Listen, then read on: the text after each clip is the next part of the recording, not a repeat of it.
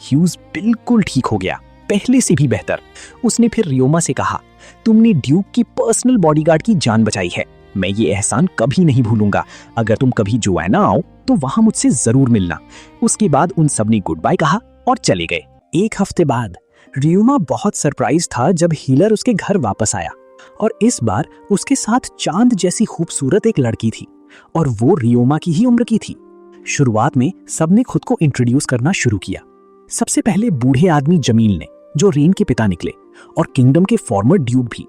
फिर Alice, rain की पत्नी, ने खुद को इंट्रोड्यूस किया और रियोमा को उसके पति और नाइट्स के लिए जो कुछ भी किया उसके लिए थैंक यू कहा। रियोमा ने बहुत पोलाइटली जवाब दिया, मैंने बस वही किया जो किसी को भी करना चाहिए। उसी मोमेंट पर रेन ने अपनी बेटी एलिया को इंट्रोड्यूस किया।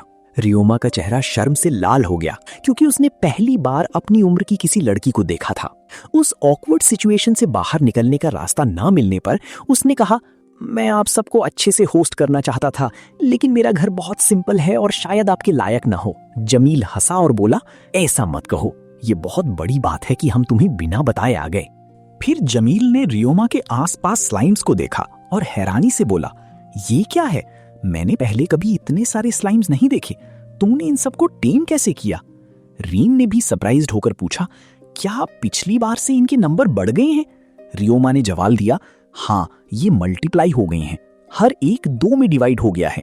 इलिया ने फिर पूछा, क्या उन्हें तुम्हारे घर का रास्ता पता है? रियोमा ने जवाब दिया, हाँ, मैंने उन्हें रास्ता याद करने की ट्रेनिंग दी है। फिर रियोमा ने स्लाइम्स को एक्सपैंड होने का कमांड दिया। सारे स्लाइम्स एक साथ आ गए और एक बड़े जायंट स्लाइम में बदल गए। इलिया हैरान रह गई और पूछी, तुमने ये कैसे किया? रियोमा ने एक्सप्लेन किया, मैं एक ही टाइप की 100 से ज्यादा स्लाइम्स को एक बड़े स्लाइम में मर्ज कर सकता हूं, जैसे तुम अभी देख रही हो। इससे उन्हें घर में जल्दी घुसने में मदद मिलती है। एक बार अंदर आने के बाद मैं उन्हें उनकी नॉर्मल साइज में वापस ले आता हूं ताकि वो घर में फिट हो सकें। रियोमा की स्लाइम टेमिंग की स्किल से सब हैरान थे। एलिस अपनी आंखों पर बिलीव नहीं कर पा रही थी। वो रियोमा के पास आई और बोली, तुम ऐसे कैसे बात कर सकते हो? जैसे तुम जो करते हो वो बहुत नॉर्मल है। तुम एक ब्रिलियंट टेमर और हंटर हो, तुम्हारी जैसा कोई नहीं है, इसलिए तुम्हें अपना नाम टेमर गिल्ड में रजिस्टर करना चाहिए और अपनी इस जीनियस डिस्कवरी को सबके साथ शेयर करना चाहिए। रियोमा ने जवाब दिया, मैं इसके बारे में बाद में सोचूंगा। फिर उसने स्लाइम्स को उनके ओरिजिनल साइज में वापस आने का कमांड दिया। फिर सब घर के अंदर गए। उस मोमेंट पर रेन ने रियोमा को एक गिफ्ट दिया, एक गोल्डन पॉकेट वॉच, और कहा, मैंने नोटिस किया कि तुम्हारे घर में घड़ी नहीं है, सोचा तुम्हारे लिए एक ले आऊं जो तुम्हारे काम आए।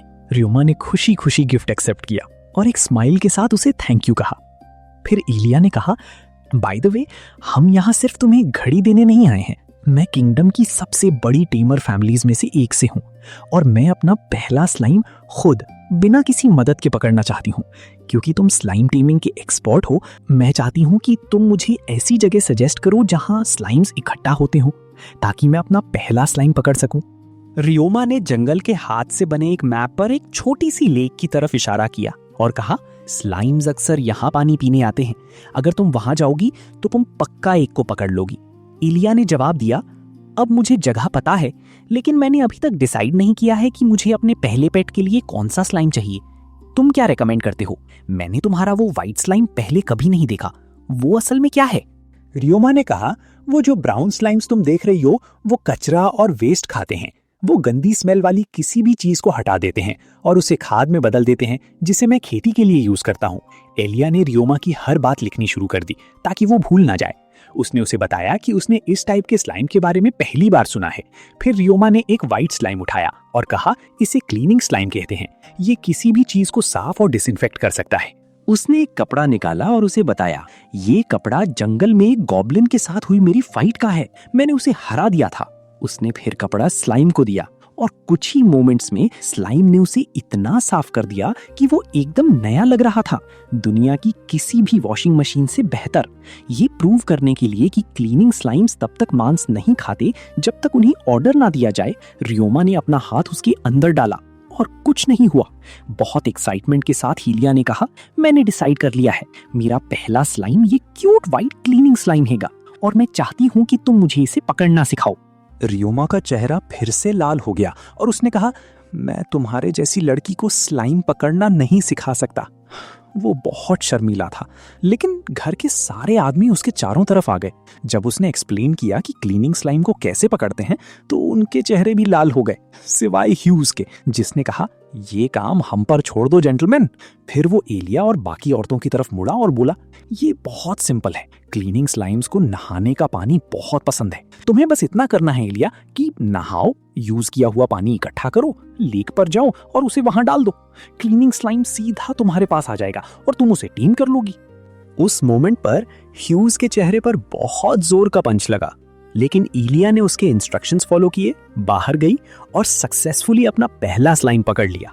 दिन के एंड तक वो अपने नए स्लाइम को पकड़कर एक बड़ी सी स्माइल के साथ वापस आई। सबने उसे इसके लिए कॉन्ग्रेचुलेट किया। तभी रियोमा को वो दिन याद आया जब उसने अपना सबसे पहला स्लाइम पकड़ा था। उसे याद आया कि वो उसे लेकर कितना खुश था, इतना कि उसने अपने सबसे प्यारे दोस्त के नाम पर उसका नाम टबूत रख दिया था। फिर एलिस ने रियोमा से पूछा, तुम आगे क्या करने का सोच रहे हो? उसने जवाब दिया, मैंने अभी तक डिसाइड नहीं किया है। मैं शायद यहीं जंगल में रहूं या शायद किसी दूसरे शहर चला जाऊं। मेरे मूड पर डिपेंड करता है। रेन ने उससे कहा, हमारे साथ शहर चलने के बारे में क्या ख्याल है? और अगर तुम कभी यहां वापस आना चाहो तो जब चाहो आ सकते हो। रियोमा का हेजिटेशन देखकर एलिया ने कहा, बाय द वे, ये मेरी भी पहली जर्नी है। मैं बहुत डरी हुई थी और अभी भी हूं, लेकिन क्योंकि मैं इस ट्रिप पर आने के लिए मान गई, मैंने बहुत सारे एडवेंचर्स किए हैं। मैंने बहुत कुछ सीखा है और अभी भी बहुत कुछ सीखना बाकी है। मुझे यकीन है कि रास्ते में हमें बहुत सी ऐसी चीजें मिलेंगी जो हमें और भी बहुत कुछ सिखाएंगी। उसकी बातों से कन्विंस होकर रियोमा ने जवाब दिया, अगर ऐसी बात है तो मैं तुम्हारे साथ चलूंगा। रीन ने मुस्कुराकर कहा, अपना सारा सामान इकट्ठा कर लो और उसे मेरे स्टीवर्ड सेबास को दे दो, वो उसे मैजिक चेस्ट में रख देगा। लेकिन रियोमा हंसा और बोला, अरे ड्यूक, क्या आप भूल गए कि मैं एक मैजिशियन हूँ? मैं अपना सामान खुद रख लूंगा। रीन सरप्राइज था, ये कैसे पॉसिबल है? कोई भी मैजिशियन मैजिक चेस्ट का यूज नहीं कर सकता जब तक कि वो बड़ा ना हो जाए, उसने सब तरह की मैजिक ना सीखी हो और एक हाई लेवल तक ना पहुंच गया हो। उसी मोमेंट पर एलिस की आंखों में एक्साइटमेंट चमक उठी।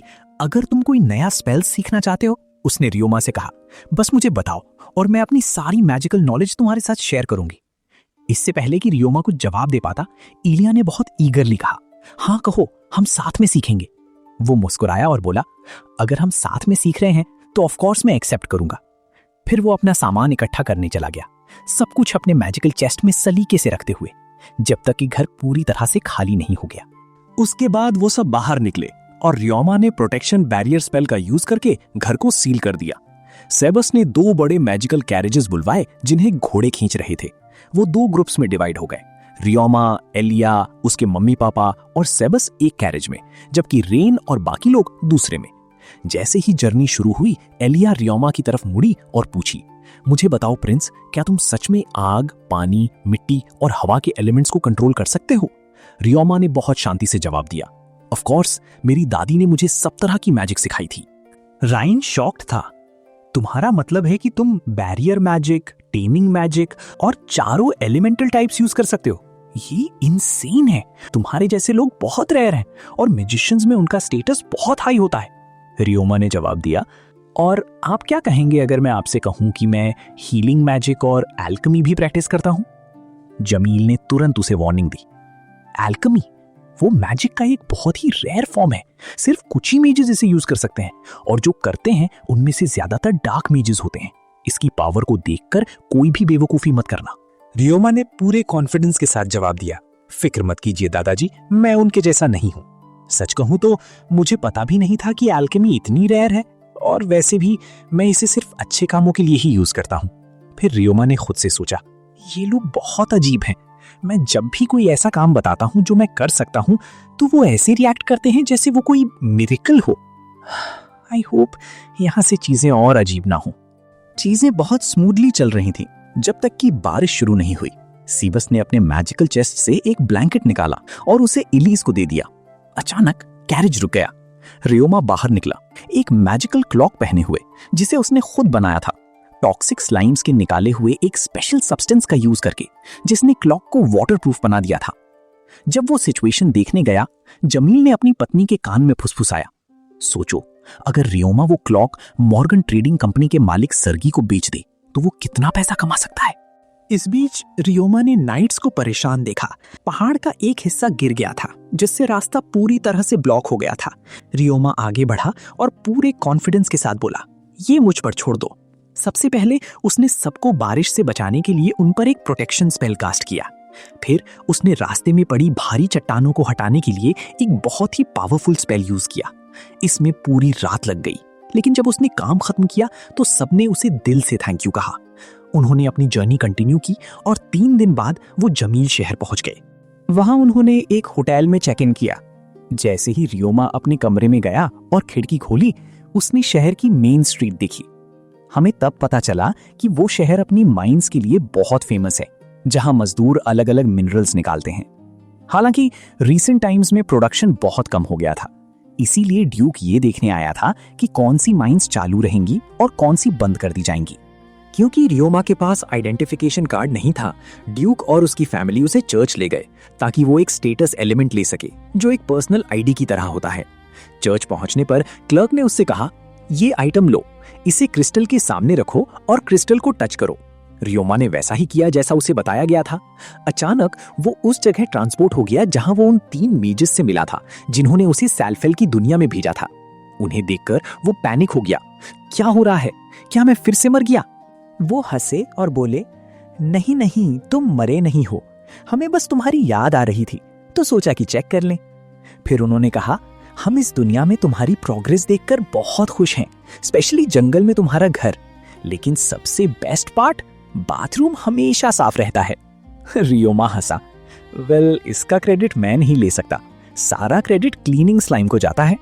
फिर उन्होंने एक बहुत ही सरप्राइजिंग सच बताया, क्लीनिंग स्लाइम या कचरा खाने वाला स्लाइम कभी था ही नहीं। तुमने वो स्पीसीज खुद बनाई है, दूसरे स्लाइम टाइप से इवॉल्व करके। लेकिन सिर्फ इतना ही सरप्राइज नहीं था। रियोमा को पता चला कि बहुत से और भी इंसानों को सालफेल की दुनिया में भेजा गया था, जिनमें से कुछ नोबल फैमिलीज के मेंबर्स बन गए थे। फॉर एग्जाम्पल, एक औरत थी जो मैजिक में बहुत अच्छी थी, जिसने स्पेल्स कास्ट करने और मॉन्स्टर्स को टेम करने की ट्रेनिंग के लिए एक स्कूल खोला। बाद में वो ड्यूक के एक एंसेस्टर से मिली, उससे प्यार हो गया और उससे शादी कर ली। ऐसे ही इलिया को अपनी मैजिकल एबिलिटीज अर्थ से आई अपनी दादी से मिली। रियोमा को यह जानकर बहुत खुशी हुई कि एलिया के भी रूट्स अर्थ से जुड़े हैं। जब एक मेज ने रियोमा की आंखों में खुशी देखी तो उसने सोचा, चलो इसके लिए इस मोमेंट को थोड़ा खराब कर देते हैं। फिर अचानक उसने उससे कहा, तुमसे पहले भी एक इंसान था जिसे अर्थ से हमारी दुनिया में भेजा गया था, लेकिन उसने उस मैजिकल पावर का जो हमने उसे दी थी गलत यूज किया। हालांकि बाद में वो खुद को कंट्रोल करने में सक्सेसफुल हो गया और वापस अच्छे मैजिक के रास्ते पर आ गया। फिर उस मेज ने रियोमा से कहा, बहुत केयरफुल रहना, तुम्हारे पास जो मैजिकल एनर्जी है वो अच्छे और बुरे दोनों तरह के मैजिक के लीडर्स को अट्रैक्ट करेगी, अलर्ट रहना। रियोमा ने पूरे कॉन्फिडेंस के साथ जवाब दिया, मेरी फिक्र मत कीजिए, मुझे पता है कि उन्हें कैसे कंट्रोल में रखना है। उसके बाद रियोमा एक बार फिर सेल्फिल की दुनिया में वापस आ गया। क्लर्क से अपना स्टेटस एलिमेंट कार्ड लिया और ड्यूक और उसकी फैमिली से मिलने गया, जिन्हें पता चल गया था कि उसने रजिस्ट्रेशन प्रोसेस पूरा कर लिया है। उस मोमेंट पर जमील ने मजाक में उससे कहा, अब जब तुम एक फुल्ली इक्विप्ड नौजवान बन गए हो तो मैं तुम्हें शहर के बारे में कुछ यूजफुल एडवाइस देना चाहूंगा। रियोमा मुस्कुराया और बोला, प्लीज बताइए दादाजी, हम हमेशा आपके एक्सपीरियंस से सीखते हैं। जमील ने बहुत सीरियस टोन में कहा, तुम्हें कॉशियस रहना होगा, तुम्हारी मैजिकल एबिलिटीज तुम्हारी उम्र के दूसरे बच्चों से कहीं ज्यादा हैं और इससे बहुत से क्रिमिनल्स तुम्हें अपना टारगेट बना सकते हैं, या तो तुमसे मैजिक सीखने के लिए या तुम्हारी पावर्स को अपने फायदे के लिए यूज करने के लिए। इसीलिए तुम्हें आम लोगों के सामने अपनी एबिलिटीज दिखाने से बचना चाहिए और किसी का अटेंशन नहीं खींचना चाहिए। मुझे पता है कि ये मुश्किल है, लेकिन तुम्हें ट्राई करना होगा। सबसे अच्छा तो ये होगा कि तुम किसी मैजिक गिल्ड में रजिस्टर कर लो। उस मोमेंट पर रियोमा ने नोटिस किया कि वो छोटी लड़की कुछ कहना चाहती थी लेकिन शर्मा रही थी, तो उसने कहा, क्या हुआ? ऐसा लग रहा है कि तुम मुझसे कुछ पूछना चाहती हो लेकिन कहने में शर्मा रही हो। उसने बहुत धीरे से पूछा, कुछ नहीं, मैं बस जानना चाहती थी तुम्हारे पास कितनी मैजिकल पावर है।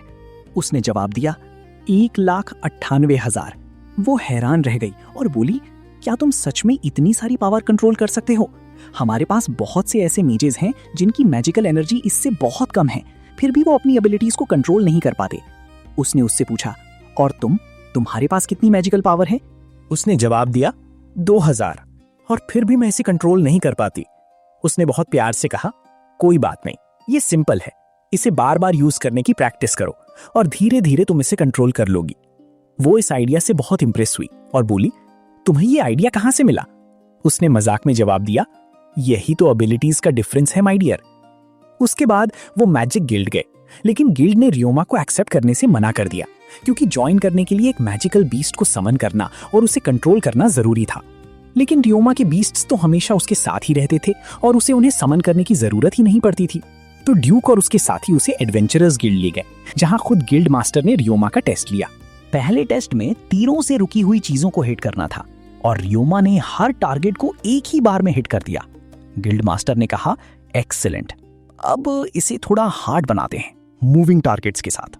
लेकिन रियोमा इससे भी नहीं घबराया। उसने हर मूविंग टारगेट को इनक्रेडिबल प्रिसीजन के साथ हिट किया। फिर आया फाइनल टेस्ट, जहां मास्टर ने उसका रिएक्शन चेक करने के लिए उस पर एक खंजर फेंका। रियोमा ने ना सिर्फ उस खंजर को अपने हाथ से पकड़ लिया, बल्कि एक वेपन समन करने वाले मैजिकल स्पेल का यूज करके उसे वापस मास्टर पर फेंककर उस पर अटैक भी कर दिया। मास्टर हंसा और बोला, मैं बस तुम्हें टेस्ट कर रहा था किड, तुम तीनों टेस्ट्स में फ्लाइंग कलर्स के साथ पास हो गए। उसके बाद गिल्ड मास्टर ने उसे एडवेंचरर्स गिल्ड की मेंबरशिप कार्ड दी और उसे जी रैंक का एडवेंचरर बना दिया, जो सबसे कम रैंक है। उसने कहा, मैं तुम्हें सबसे नीचे से शुरू करवाऊंगा ताकि दूसरे एडवेंचरर्स तुमसे जले नहीं। रियोमा ने जवाब दिया, ऑल राइट, नो प्रॉब्लम। रियोमा को अपना पहला मिशन मिला, जो था घर और बाथरूम साफ करना। अगले दिन वो अपने पहले असाइनमेंट पर गया। जब उसने दरवाजा खटखटाया तो एक बहुत ही सजी धजी बिल्ली ने दरवाजा खोला। उसका नाम माया था और वो बीस्ट के नाम की रेस से थी। रियोमा ने पहली बार कोई बिल्ली देखी थी। जैसे ही दरवाजा खुला, अंदर से एक बहुत ही गंदी बदबू आई, जिससे रियोमा के लिए सांस लेना भी मुश्किल हो गया। लेकिन कचरा खाने वाले स्लाइम्स के लिए ऐसा नहीं था, जो बॉक्स से कूदकर हर तरफ फैले कचरे को खाने के लिए उतावले हो रहे थे। रियोमा को फिर पता चला कि माया का घर कचरे वाली जगह के बगल में था और उनके बीच की दीवार आधी गिर गई थी, जिससे कचरा उसके घर के अंदर आ रहा था। कोई भी उसका घर साफ करने को तैयार नहीं था, क्योंकि वहां बहुत ज्यादा गंदगी थी और वो सारी उम्मीद छोड़ चुकी थी कि कोई उसकी मदद करेगा। तो जब रियोमा ने उसे बताया कि वो उसे साफ करेगा, तो उसे यकीन नहीं हुआ और वो खुशी से रोने लगी। फिर रियोमा ने स्लाइम बॉक्स खोला और कहा, चलो काम शुरू करते हैं। उन्होंने डंप साइट से शुरू किया, जहां स्लाइम्स ने सारा कचरा खा लिया। फिर रियोमा ने वाटर कंट्रोल स्पेल का यूज किया और पूरी जगह को बहुत अच्छे से धो दिया। उसके बाद वो माया के घर के अंदर गए। कचरा खाने वाले स्लाइम्स ने वहां भी अपना काम बहुत ही डेडिकेशन के साथ किया। टूटी हुई दीवार में एक गैप दिखाई देने लगा। रियोमा ने स्टिकी स्लाइम को अपनी मदद के लिए बुलाया। फिर उसने स्टोन स्पेल का यूज करके पत्थरों को वापस उनकी जगह पर सेट किया। रिपेयरिंग खत्म करने के बाद उसने उस जगह को डिसइंफेक्ट किया और फाइनली माया को उसका घर वापस दे दिया, जो अब एकदम साफ और नया लग रहा था। वो फिर से खुशी से रोने लगी। उसे यकीन ही नहीं हो रहा था कि उसका घर पहले जैसा हो गया है और उसने रियोमा को दिल से थैंक यू कहा। रियोमा ने मजाक में कहा, मुझे थैंक यू कहने की जरूरत नहीं है मेरी छोटी बिल्ली, मैं बस अपना काम कर रहा हूँ। फिर उसने उससे मिशन पूरा होने का फॉर्म साइन करवाया, जो उसने बहुत खुशी खुशी किया। उसके इस बेहतरीन काम की खबर एडवेंचरर्स गिल्ड तक पहुंच गई और उन्होंने उसे एक बहुत बड़ा बोनस देने का फैसला किया। जब वो गिल्ड वापस गया, रिसेप्शनिस्ट को यकीन ही नहीं हुआ कि उसने माया का घर इतने कम टाइम में साफ कर दिया। उसने उसे पैसों से भरा एक बैग दिया। उसने सरप्राइज्ड होकर पूछा, ये सब क्या है? ये तो बहुत बड़ा अमाउंट है। उसने जवाब दिया, ये माया ने दिया है, उसने हमसे तुम्हें डबल पे करने के लिए कहा था। उसके बाद गिल्ड मास्टर ने उसे किसी जरूरी काम के लिए अंदर बुलाया। जब वो बैठे तो रियोमा ने कहा, मुझे पता है कि ये क्या है, पब्लिक टॉयलेट साफ करना, राइट? मास्टर हंसा और बोला, एग्जैक्टली, लेकिन केयरफुल रहना, ये एक ऐसा टास्क है जिसकी रिक्वेस्ट सीधा गवर्नमेंट ने की है। उसने एक्सप्लेन किया कि गवर्नमेंट पहले गरीब गांव वालों को पब्लिक टॉयलेट साफ करने के लिए पैसे देती थी, लेकिन मिनिस्टर ने नेशनल क्राइसिस का बहाना बनाकर बजट कट कर दिया, क्योंकि माइंस अब पहले की तरह काम नहीं कर रही थी।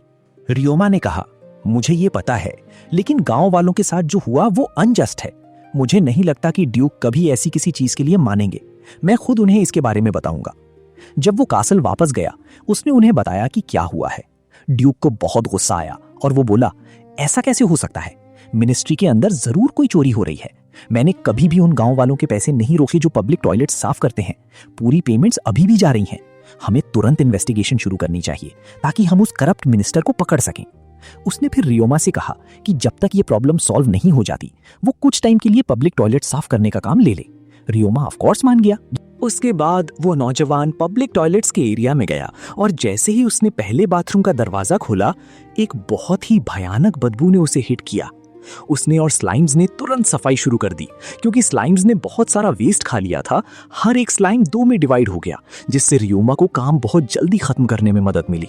हालांकि रियोमा ये देखकर शॉक्ड था कि पब्लिक टॉयलेट्स के अंदर टॉक्सिक गैसेस थीं। उसने जल्दी से ये बात ड्यूक और उसकी फैमिली को बताई।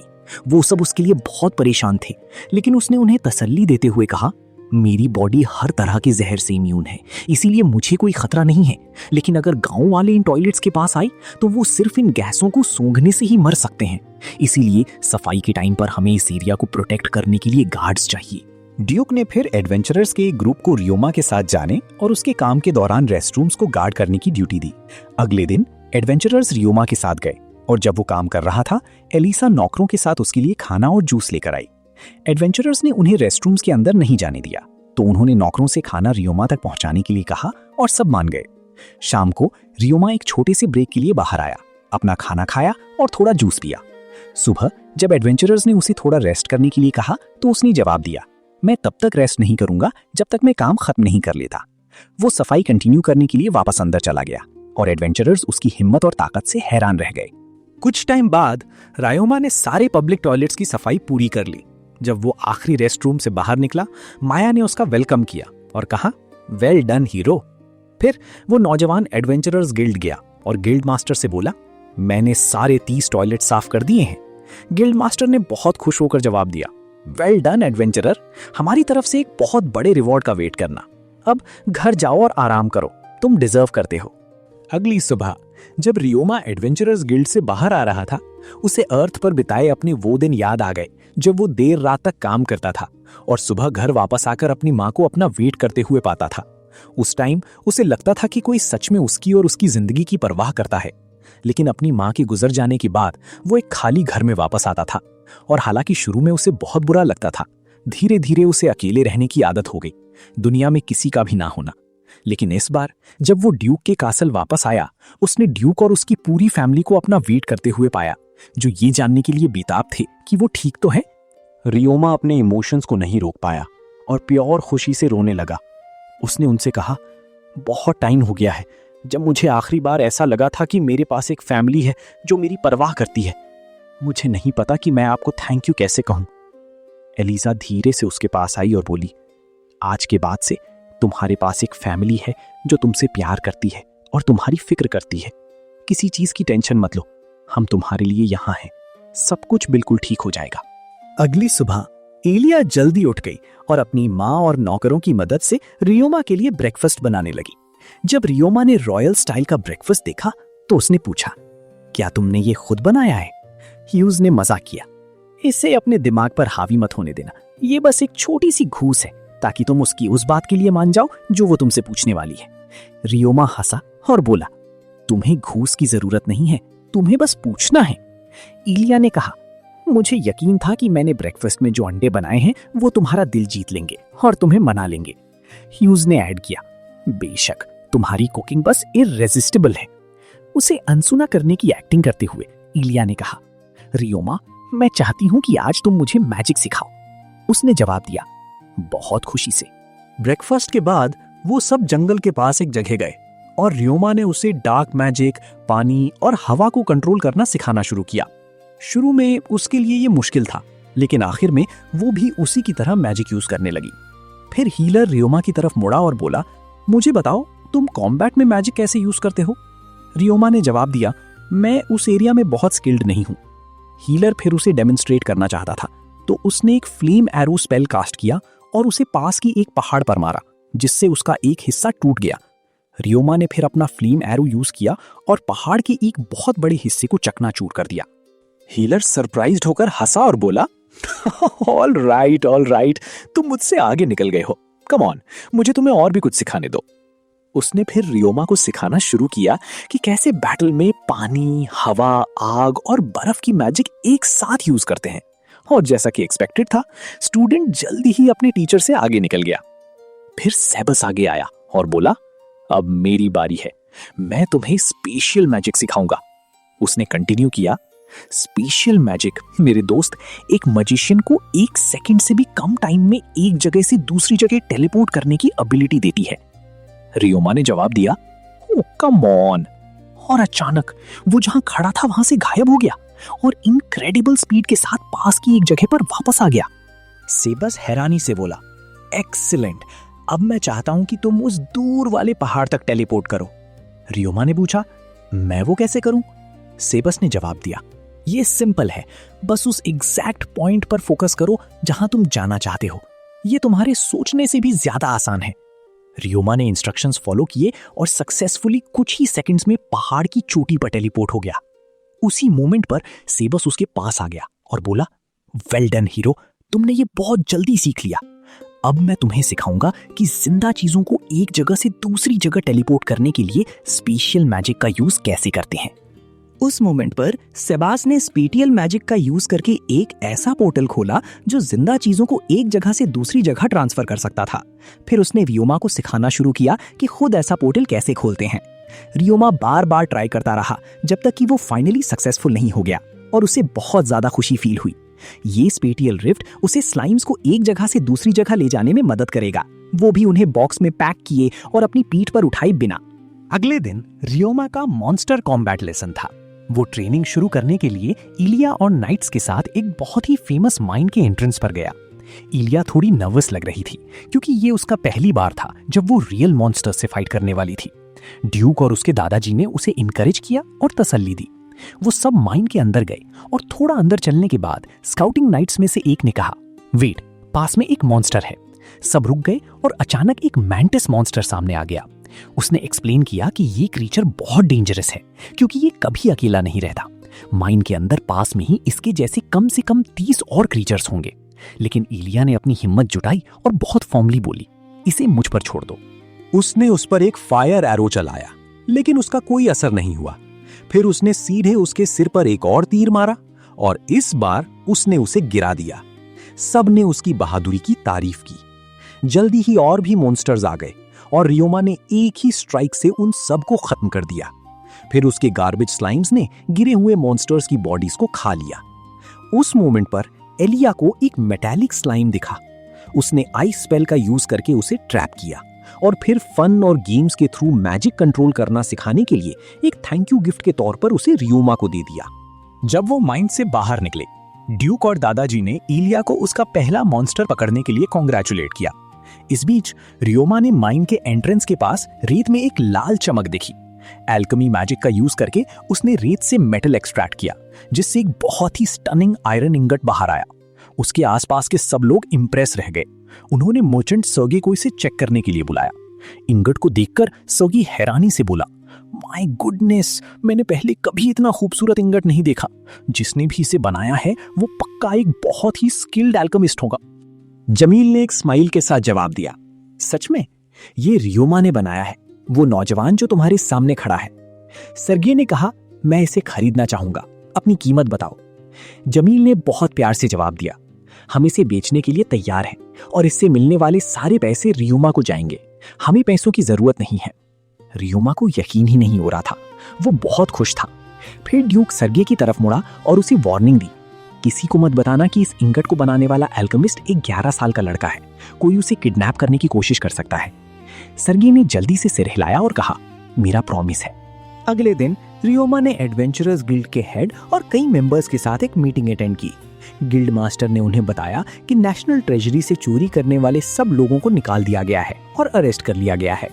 फिर उसने उनका नेक्स्ट मिशन एक्सप्लेन किया, नॉर्दर्न माइन के अंदर मॉन्स्टर्स को ढूंढना और उन्हें खत्म करना। उसने उन्हें तसल्ली दी कि वो क्रीचर्स साइज में छोटे हैं, लेकिन वार्निंग दी कि अंदर अनएक्सपेक्टेड खतरे हो सकते हैं, इसलिए उन्हें अलर्ट रहना चाहिए। बाहर जाने से पहले रियोमा मेटालिक स्लाइम के रिएक्शंस टेस्ट करने के लिए जहर और एसिड उसके पास ले गया। स्लाइम सच में डरा हुआ लग रहा था। मेटल से बने होने की वजह से ये एसिड और टॉक्सिन से बहुत जल्दी अफेक्ट होता था। रियोमा ने उसे प्यार से उठाया और उसे कंफर्ट किया। बाद में इलिया के साथ स्लाइम को एक खिलौने की तरह यूज करके बॉल खेला। फिर उन्होंने एडवेंचरर्स को मॉन्स्टर हंट के लिए रियोमा को बुलाते हुए सुना। वो उनके साथ गया और माइन की तरफ चल दिया, जहां गिल्ड मास्टर और उसकी सेक्रेटरी उनका वेट कर रहे थे। सेक्रेटरी ने कहा, अंदर तुम्हें जिन मॉन्स्टर्स का सामना करना पड़ सकता है वो मैंटिस, चमगादड़ या चूहे हैं। गिल्ड मास्टर ने ऐड किया, ये सिंपल बीस्ट्स हैं और इन्हें आसानी से हराया जा सकता है, लेकिन केयरफुल रहना, ये अक्सर ग्रुप्स में आते हैं। फिर भी मुझे यकीन है कि बहादुर एडवेंचरर्स के तौर पर तुम सक्सेसफुल होगे। ग्रुप ने माइन के अंदर कदम रखा। थोड़ा चलने के बाद एक एडवेंचरर मजाक में रियोमा की तरफ मुड़ा और बोला, तुम्हारा सिर्फ 2 दिन में F रैंक पर प्रमोशन हो गया है। रियोमा हंसा और बोला, क्या तुम्हें लगता है कि 30 टॉयलेट साफ करना आसान था? उसने मुझे लगभग तोड़ ही दिया था। एडवेंचरर ने जवाब दिया, तो जाओ जाकर कुछ मॉन्स्टर्स को मारो, शायद तुम्हारा एक और प्रमोशन हो जाए। तभी बिल्ली के कानों वाली एडवेंचरर ने बीच में टोकते हुए रियोमा से पूछा, बाय द वे, तुम्हारे कंट्रोल में कितने स्लाइम्स हैं? रियोमा ने बहुत शांति से जवाब दिया, बहुत ज्यादा नहीं, बस 4310। बिल्ली वाली लड़की शॉक्ड थी। तुम दुनिया में इतने सारे स्लाइम्स को कैसे कंट्रोल करते हो? उसने पूरे कॉन्फिडेंस के साथ जवाब दिया, ये सिंपल है, मुझे उन सबको हैंडल करने की आदत हो गई है। एक और एडवेंचरर ने पूछा, क्या तुम सच में फाइट कर सकते हो? रियोमा ने एक बड़ी स्माइल के साथ कहा, ऑफ कोर्स, मैं धनुष, तीर, खंजर, अपनी मुट्ठी और हर तरह के मैजिक स्पेल्स के साथ फाइट कर सकता हूं। ऐसा कुछ नहीं है जिसे मैं हैंडल नहीं कर सकता। लड़की हंसी और बोली, नाइस, ऐसा लग रहा है कि हम तुम पर बहुत डिपेंड करने वाले हैं, स्पेशली ऑफेंस के लिए। हम में से कोई भी सच में इसमें अच्छा नहीं है। उसने मुस्कुराकर जवाब दिया, बस एक बार बोल देना, मैं रेडी हूं। अचानक और भी मैंटिस मॉन्स्टर्स आ गए, लेकिन एडवेंचरर्स ने उन्हें जल्दी से हरा दिया। फिर उन्होंने माइन के अंदर चमगादड़ों का एक बहुत बड़ा झुंड देखा। रियोमा आगे बढ़ा और बोला, मैं इसे हैंडल करूंगा, मैं एक साउंड बॉम्ब स्पेल यूज करूंगा, लेकिन पहले मैं सबको प्रोटेक्ट करने के लिए एक साउंड बैरियर कास्ट करूंगा। सबको सेव करने के बाद उसने खुद पर एक छोटा सा बैरियर कास्ट किया और फिर साउंड बॉम्ब को फोड़ दिया। एक्सप्लोजन ने तुरंत सारे चमगादड़ों को खत्म कर दिया। रियोमा ने फिर स्टिकी स्लाइम्स को उनकी बॉडीज खाने का ऑर्डर दिया। जब वो माइन से बाहर निकले, गिल्ड मास्टर उनका वेट कर रहा था और बोला, गॉब्लिन मॉन्स्टर्स ने माइनस पर अटैक कर दिया है। सेक्रेटरी ने उन्हें क्रीचर्स की एक इमेज दिखाई और एक्सप्लेन किया, गॉब्लिन विलेज माइन के अंदर है, वहां 500 से ज्यादा गॉब्लिन्स हैं, तुम्हें उन सबको खत्म करना होगा। एडवेंचरर्स ने एक स्ट्रैटेजी बनाई। उनमें से 2 गॉब्लिन विलेज में गए ताकि मॉन्स्टर्स को गुस्सा दिलाकर उन्हें बाहर ला सकें। जैसा कि एक्सपेक्टेड था, गॉब्लिन्स ने उनका पीछा किया और रियोमा के एसिड स्लाइम से भरे गड्ढे में गिर गए। बहुत से उसी जगह पर मारे गए, लेकिन उनके बड़ी साइज की वजह से उन सबकी बॉडीज पूरी तरह से नहीं पिघली। बाकी गॉब्लिन्स अपने गिरे हुए साथियों की बॉडीज के ऊपर से चढ़कर आए और काउंटर अटैक कर दिया। एडवेंचरर्स अपनी जगह पर डटे रहे। खुद गिल्ड मास्टर गॉब्लिन्स के खिलाफ इस खतरनाक बैटल में शामिल हो गया और बहुत से गॉब्लिन्स को तलवारों और स्पेल्स से मार गिराया। लेकिन उन्हें जल्दी ही एहसास हो गया कि दुश्मनों का नंबर 500 से कहीं ज्यादा था। इस बीच हीलिंग स्लाइम्स घायल माइनर्स की मदद कर रहे थे और भी गॉब्लिन्स बाहर आने लगे। रियोमा ने डिक्लेयर किया, अब कोई और रास्ता नहीं है। उसने स्पेटियल मैजिक का यूज करके माइन में बहुत सारे स्लाइम्स को समन किया और उन्हें गॉब्लिन्स पर अटैक करने का ऑर्डर दिया। एडवेंचरर्स ने उनके साथ मिलकर फाइट की और भी मॉन्स्टर्स को काट गिराया। फाइनली रियोमा ने फिर से साउंड बॉम्ब यूज करने का फैसला किया। उसने सबको प्रोटेक्ट करने के लिए साउंड बैरियर्स कास्ट किए, खुद को शील्ड किया और बॉम्ब फोड़ दिया। एक्सप्लोजन ने गॉब्लिन्स को पैरालाइज कर दिया, जिससे स्लाइम्स के लिए उन्हें पूरी तरह से खत्म करना आसान हो गया। और फिर मेरे दोस्त गॉब्लिन किंग सामने आया उन सबको खत्म करने के लिए। लेकिन क्या तुम्हें लगता है कि रियोमा बस ऐसे ही खड़ा रहेगा और कुछ नहीं करेगा? नेवर। उसने तुरंत सारे स्लाइम्स को अटैक करने का कमांड दिया और हाँ, वो उसे नीचे गिराने में सक्सेसफुल रहे। इसके साथ रियोमा, स्लाइम्स और एडवेंचरर्स ने कुल मिलाकर 2000 गॉब्लिन्स को सक्सेसफुली हरा दिया था। बैटल के बाद रियोमा ने क्लीनिंग स्लाइम से एडवेंचरर्स और उनके कपड़ों को साफ करने के लिए कहा, जो इतने गंदे हो गए थे कि लगभग फेंकने लायक थे। उस मोमेंट पर माया ने उससे कहा, रियोमा, अगर तुम एक लॉन्ड्री शॉप खोल लो तो पक्का तुम एक मिलियनियर बन जाओगे। ये आइडिया रियोमा के दिमाग में बैठ गया